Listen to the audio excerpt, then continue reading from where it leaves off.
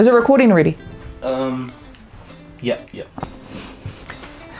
Hey guys, welcome back to another video with Fozzie T.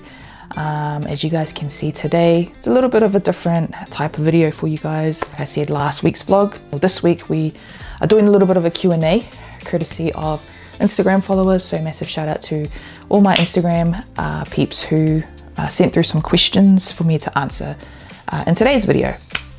Just before we sort of get into the Q&A, if you're not already following me on Instagram, I'll put my Instagram down here. Obviously you can message or ask any questions you like at any time and I'll be happy to answer. If you haven't watched last week's vlog, go ahead and watch it. I'll put the link in the bio. Also, this is the vlog here, so make sure you guys go and watch it. We are trying to hit 10K subscribers, hopefully by the end of 2025. So if you're not already subscribed, please flick that subscribe button and help me get to 10,000 subscribers. Well, without further ado, we are going to get right into the Q&A. There was quite a few questions, so we will try and get through as many questions as we can through this vlog. So I hope you guys enjoy this video and we will get on to answering some questions. Let's go.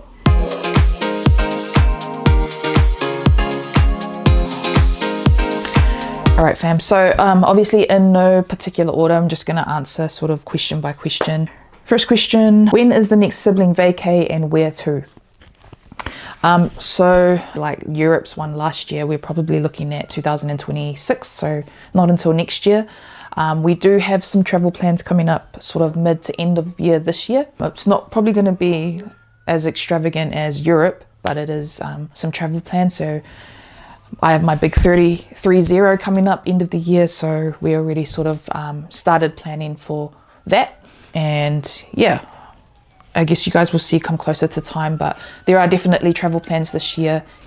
We will confirm, I guess, come closer to the time, so stay tuned for that, fam. Next question, do you have any nutrition tips to share with people starting their new journey? Definitely do.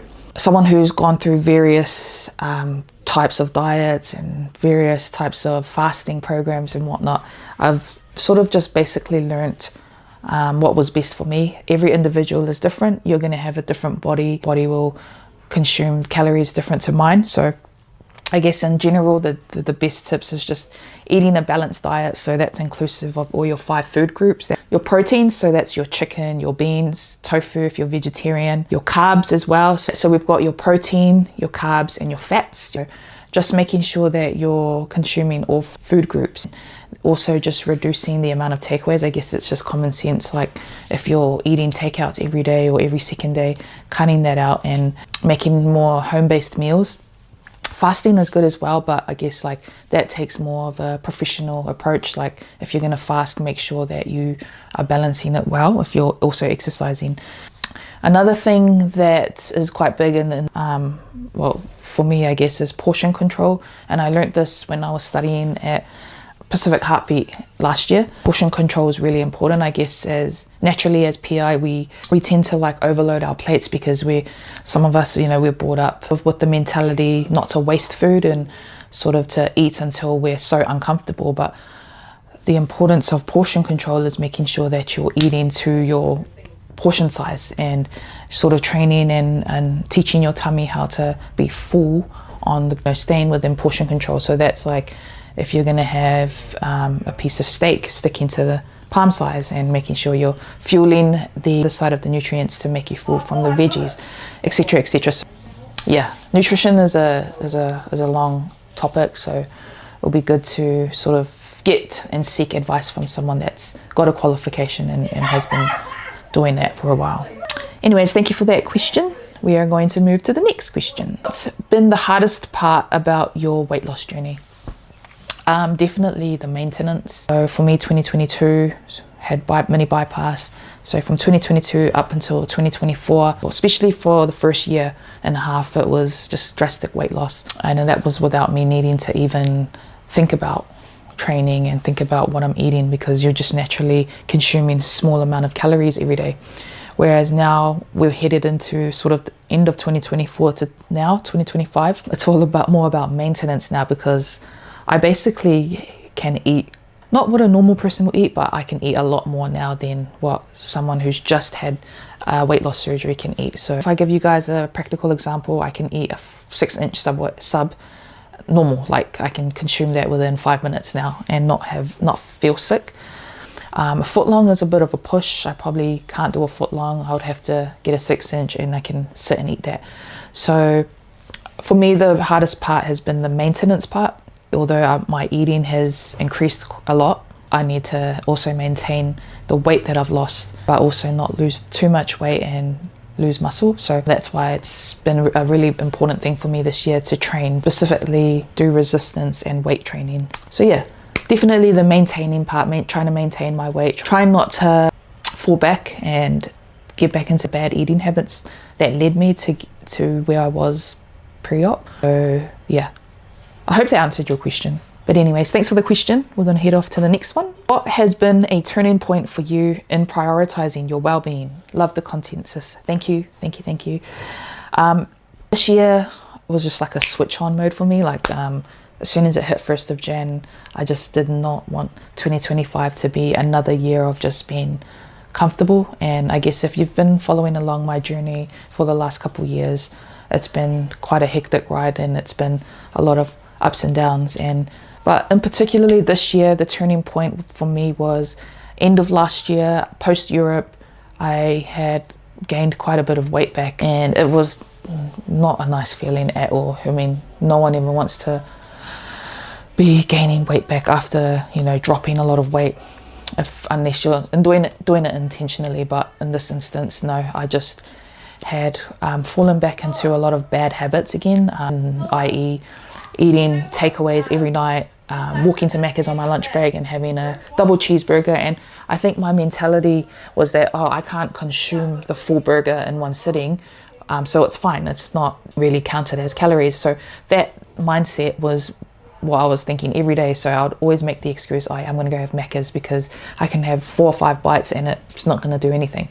Well, in the end it did, and I ended up gaining, I think it was 12 kgs within the span of 3 to 4 months post Europe. So that was a big wake up call for me because I started feeling tired again, low energy, unmotivated to go gym. I didn't even want to walk.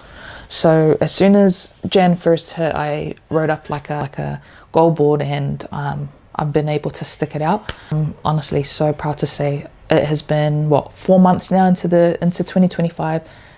And I have not touched any Macca's, KFC or BK. It's been a big game changer for me. I have no type of temptation to even want to eat it. If it's there, it's there, and I don't budge. So happy to be in that place at the moment right now. So yeah, that was the biggest turning point for me, was the big weight gain and just the repercussions of, I guess, consuming things that I shouldn't have been consuming. And yeah, hopefully that answered your question, but thank you for the question. Next question, what are your favorite sneakers to train in?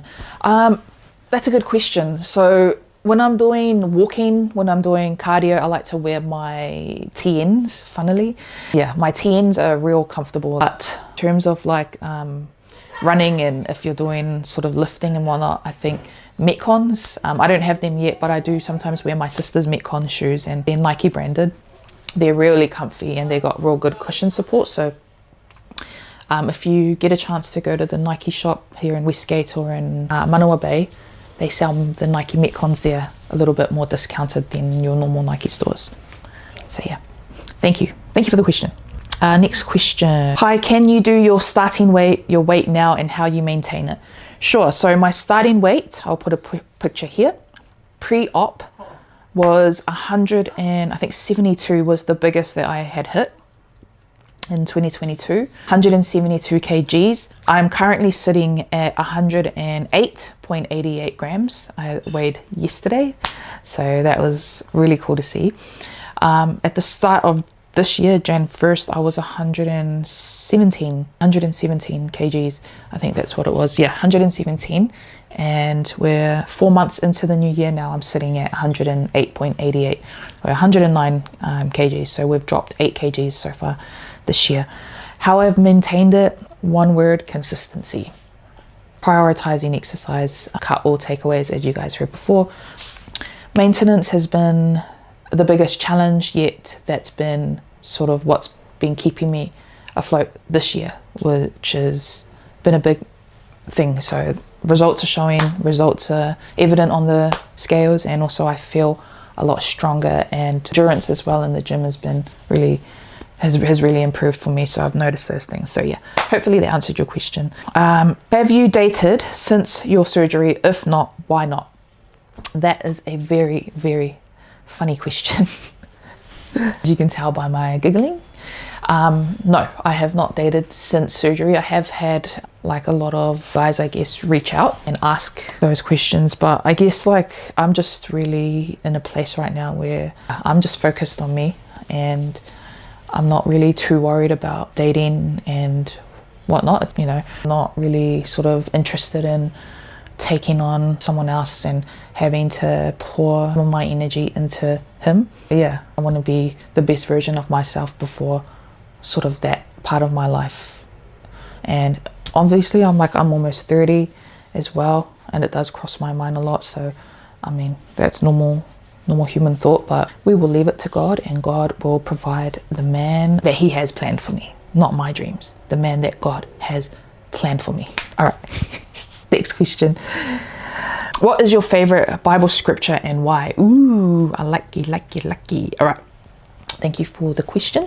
I do have a favorite Bible story I also can reference back into my personal life, and it's the story in Matthew 14, chapter 29 to 31. Yeah, if you haven't read it, it's just a story about when Peter, they were in the boat with Jesus, and I guess like to cut it short, Peter panics. He sees the wind, he sees the storm coming towards the boat, and then he becomes scared, showing his lack of trust in Jesus. And basically Jesus called him out on his doubt and his lack of faith. So that story is always sort of reminds me of where to keep my eyes focused on whenever I'm facing a difficult trial or difficult times or temptation in my life, and that's just focus on Jesus, not the storm. Yeah, it's just a nice story to think about. You know, Jesus was calm and relaxed in the midst of that storm, yet his disciples, Peter, were panicking and showing their lack of trust in him. And, you know, yeah, focus on Jesus, not the storm. Next question. Have you experienced any complications so far in your weight loss journey? Complications in terms of post-surgery, yes, I had major complications. I think it was 3 weeks post-op. Where I had a massive gallbladder attack. That's sort of one of the complications you may experience if you're going to go through weight loss surgery. I don't know sort of the particular reason, but I was told when I was in hospital that it was due to just the drastic weight loss in a short period of time. So I had a massive gallstone attack, and I just had, I think it was for like a month straight, just violently vomiting every day, four times a day. So that was the reason I was in hospital, was that, and that was because I wasn't following the guideline of my post-op diet, which is like being on liquids. I wasn't even able to consume liquids because I would puke it all up. So that was the only major thing. I did see a question in here about weight loss, so I'll answer it in this question, but hair loss. So I'll answer it in this question as well. But I did also have a lot of major hair loss as well. I'll put some photos of sort of the amount of hair that I lost. It was so bad, like I'd brush and it would just be chunks of hair, brush. But luckily for me, I've naturally got thicker hair, so I wasn't too worried about it. But I guess for those women or men out there who have real naturally thinner hair, it'll be quite a scary complication to go through. But that you get told in your meets with the surgeon that it's just one of the things that happens after weight loss surgery. So everyone will go through that. Unfortunately, this hair loss didn't go away, but this hair did. So I wanted it to switch roles. Anyways, next question. What motivates you to keep grinding away in the gym? The struggle is real for me at the moment. I guess when you sort of establish your purpose or your reason why you're doing what you're doing. Well, for me, like, I just want to be better. I just want to elevate to 2025. I want to be the best version of myself health-wise, and also like I look in the mirror, I want to be able to be like, oh yeah, like I'm looking good, I'm looking healthy. To just know that the work you're putting in, you're getting out. So I guess once you establish your purpose and your why you're doing it, then you'll have no problems with staying motivated in your journey. Next question. What is your favorite gym gear brands that have worked for you? Wow, bigger girls. Kinea is really good. compression tight to do your squats without having to worry about being see-through in the back. So I highly recommend them. Training tops, I just wear Hine singlets, Nike tops, like just whatever's comfortable, but I'd say Hine, Lorna Jane and Etched, my top 3 training brands. Next question. Looking at going to Europe in September, what was your process of planning your trip to Europe? Our process was our older brother Michael and Amanda, so we were lucky to have 2 facilitators who sort of have that experience. But basically, I think we only just started planning our trip at the start of the year, maybe Jan, Feb, and we left in September. But we only had paid up our flights and everything, I think like 3 months before we left. So the process was really like up and down because we also had other big events that happened last year as well. But basically we just left all the facilitating, all the organizing to Michael. Michael did all his research. He did work with Flight Centre. We had an agent who just helped us through everything from the flights, the transfers, the insurance covers, everything like that. Wrote up the quote, and then Michael gave us our figures and we just had to pay him before the flight confirmation dates. And then in terms of the actual Europe itinerary, we left that to Manda because obviously Manda has the experience of traveling around Europe. She was the host for Mum and Dad the year before. So she asked us all beforehand what countries, what cities do we want to go to, and everyone sort of had their own ideas of where they wanted to visit. Then we just nailed it down to I think 6 countries. And she was the goat, so she was the one that planned sort of the days we left, how we're going to get there, whether it'll be a train, catching a train, whether it'll be catching a flight. And then from there we would book our accommodation, and then we'd all just sort of split the costs for the accommodation, cover our own flights or train rides, and then public transport when we get to those cities. So Amanda would just send out a text and be like, please transfer, I don't know, 200 euros to me. This is to cover our accommodation and our trains. So yeah, it was really on the go. So I think all up, you'd probably need, for like a month of traveling in Europe, you'd probably need 10 to 15k, and that's inclusive of your flights and your accommodation. So that's pretty much, I think, what I estimated that I personally spent. I think it was like 14k altogether. My siblings might have been a little bit more, as they spent a little bit more, but that's what I calculated. So hope that answered your question. Next question, ages for your siblings. So we'll go from Amanda.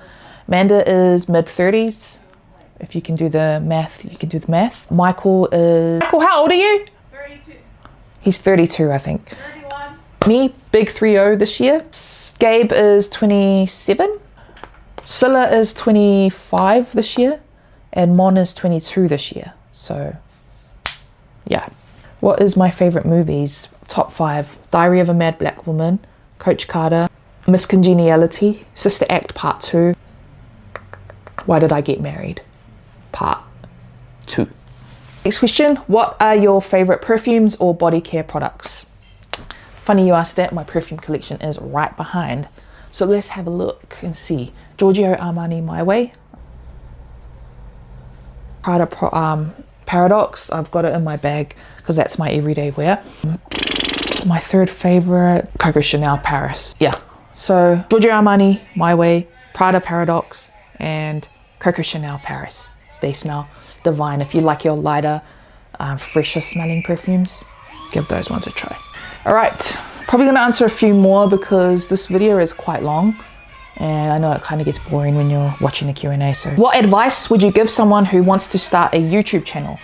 Woo! Well, I guess if you're a practical person, you would just naturally create a YouTube profile. I guess before even initiating your YouTube channel, just get into the habit of vlogging. And if you don't have a camera, if you don't have an action camera or a vlogging camera, your phone is perfectly fine. This is what I used for the last 3 years. I'm filming on landscape all the time, so just get a selfie stick, get your lens, and just practice. Practice at home, practice in your room. If you're heading to the gym, just really document. I think it's so important to video document your journey, and even if you're not sharing it publicly, just having that album in your phone or in your somewhere at home to look back on when you're being consistent in your training, and just having something to fall back and know like how far you're progressing. But in terms of vlogging and YouTube, if you have a goal to want to vlog, just jump on and do it. Don't worry about the views, don't worry about the subscribers like at the start. It'll naturally come if you are genuine and your content is great. So yeah, that's all it is. Just jump on and create the channel and just share. And even if it gets 0 views, at least you're giving it a go. I think I just started because I wanted to vlog, and that's what happened. Next question, do you ever see yourself living away from your siblings? Yeah, we always have these discussions of like, you know, who's going to be the next to move out. But I think for me personally, like while I'm in New Zealand, it's fine. Like I don't see what the problem is with us all living together. Actually, so much cooler to have my siblings and be together with our parents all the time. And yeah, I'm content in that. And yeah, but I mean, if I do obviously think about when I am gonna reach that time of moving out, and it'll probably be when I move overseas at any point in time in my life. That would be probably the only time, or when I get married and move out. But at this very moment in time, I am fine in this 5-bedroom home in my own little space, being in and out and being together with my siblings and my parents every day. If you still live at home and you're almost 30, as long as you're working full-time, you're providing, you're helping your family, you're putting food on the table, you're living in contentment, then don't worry about the social views of being an adult living with your parents. Come on now. Next question. What have been your biggest struggles with your faith journey? I like this one. My biggest struggles for each year that since I've been saved in 2023, it's changed from various amounts of like my journey. So from 2023 for that entire year up until end of 2024, it was trying to come away from my past life choices and whatnot, like trying to get over that hurdle of you know, being in sort of the party and the drinking scene, sort of, yeah, not really turning to that as a coping mechanism for when I'm stressed or when I just want to have a good time. So I think for me, the struggle has definitely been my coping mechanisms to challenges or when I'm facing a storm in my life, and not turning to things like alcohol, things like partying, things. So that's also what's established my journey to focus on gym, because honestly, I've fallen in love with gym so much that I look so forward to it. Like I will sacrifice my sleeps and that to get up, because I just love being in the gym, because that's a way that I cope now with things that are going on when I'm not feeling mentally strong sometimes, or if I'm feeling a bit down, if I'm feeling angry, I'll hit the gym.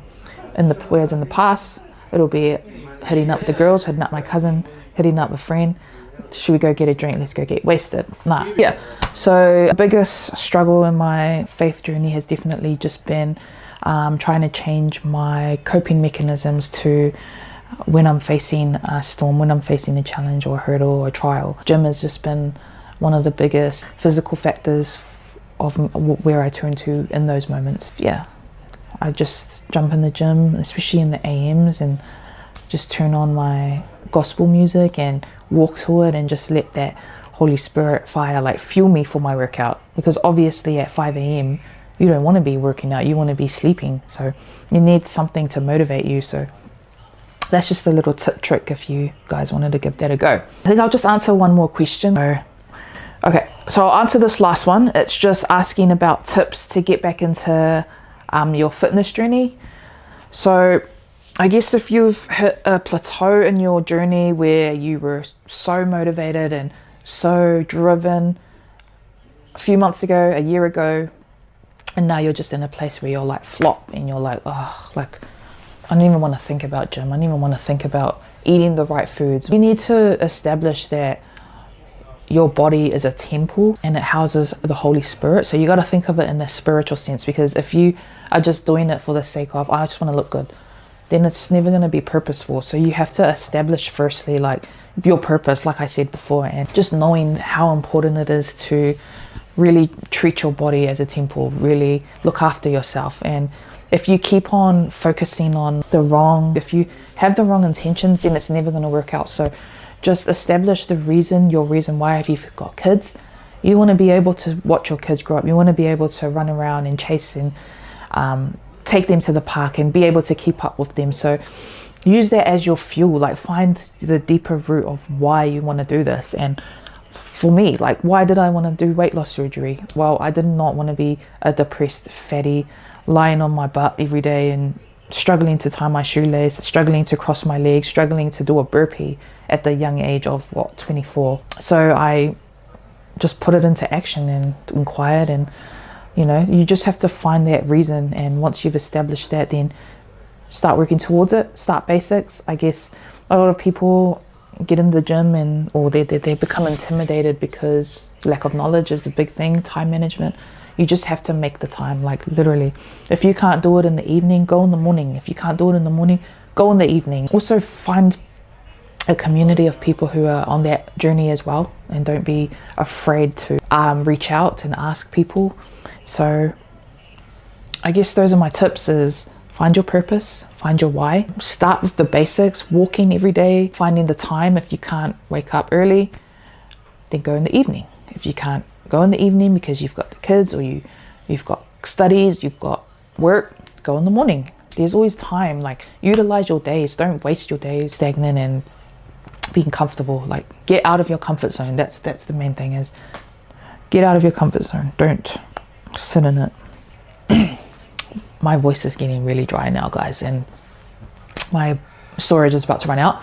But massive thank you, shout out to each and every one of you who asked the questions. I'm so sorry if I didn't answer your question. I hope to answer them on my Instagram maybe. So I just wanted to do a massive shout out to all the new subscribers, all my OG subscribers, and all those who have been following along since day dot. I really appreciate you all, and I thank you all for watching, showing love. I hope you guys have enjoyed this light Q&A.